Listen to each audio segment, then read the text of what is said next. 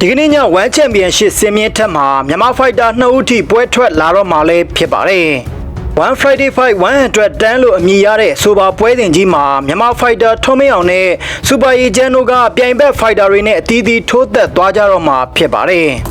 ဒီကနေ့မေလ30ရက်တောက်ကြနေညမြန်မာစံတော်ချိန်ည9နာရီကစတင်လို့1ချန်ပီယံရှစ်ကကျင်းပတဲ့1 Friday Fight 100 တန်းပြိုင်ပွဲကြီးကို1ချန်ပီယံရှစ်ရဲ့ Facebook Page နဲ့ YouTube Channel တွေကနေဓာတ်ရိုက်ထုတ်လွှင့်ပြသသွားတော့မှလည်းဖြစ်ပါတယ်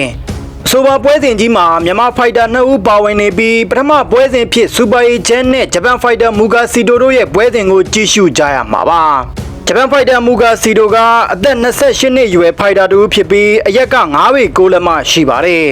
1ချန်ပီယံရှစ်မှာ3ပွဲကစားထားပြီး2ပွဲနိုင်1ပွဲရှုံးဆိုတဲ့ရလက်ကိုပိုင်ဆိုင်ထားတာဖြစ်ပါတယ်သူရှုံးနေထားတဲ့ပွဲစဉ်ကနောက်ဆုံးထိုးသက်ခဲ့တဲ့မြန်မာဖိုက်တာအဲမွီနဲ့ပွဲစဉ်ဖြစ်ပြီးဆိုပါပွဲစဉ်မှာအဲမွီရဲ့အလဲထိုးချက်ကြောင့်ရှုံးနေထားခဲ့ရတာပါအနိုင်ရရှိထားတဲ့2ပွဲသလုံးကိုတော့ KO နဲ့အနိုင်ရရှိထားတာဖြစ်လို့ finishing rate ကောင်းတဲ့ဖိုက်တာတူလို့ဆိုရမှာပါ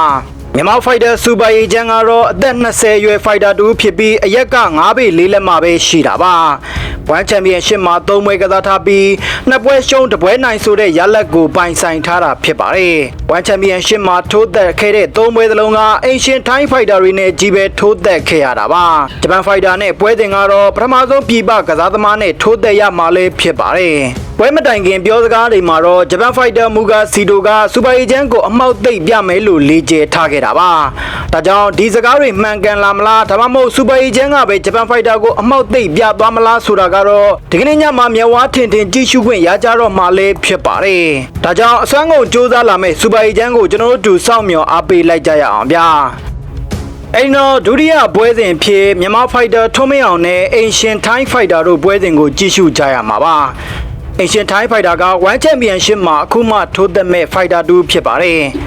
အင်ရှင်ထိုင်းဖိုက်တာထက်ဆိုင်တော့မြန်မာဖိုက်တာထွန်းမင်းအောင်က1ချန်ပီယံရှစ်မှာအတွေ့အကြုံပိုများတယ်လို့ဆိုရမှာပါဒါကြောင့်အကောင်းဆုံးပုံစံနဲ့ပြန်လာမယ်လို့ဂရီပေးထားတဲ့ထွန်းမင်းအောင်ရဲ့ပွဲစဉ်ကိုလည်းကျွန်တော်တို့တူစောင့်မျှော်အားပေးလိုက်ကြရအောင်ဗျာကြည့်ရှုနားဆင်ကြတဲ့အတွက်အားလုံးပဲကျမ်းမာချမ်းသာကြပါစေခင်ဗျာ